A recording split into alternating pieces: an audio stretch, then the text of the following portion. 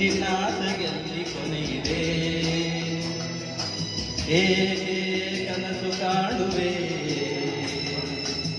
ನಿಧಾನಿಸು ನಿಧಾನಿಸು.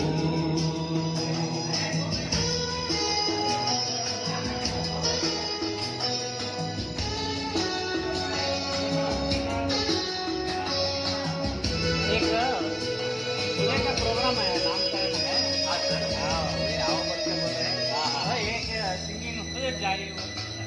ಆಸೆಯೆಂಬ ಬಿಸಿಲು ಕುದುರೆ ಏಕೆ ಏರುವೆ,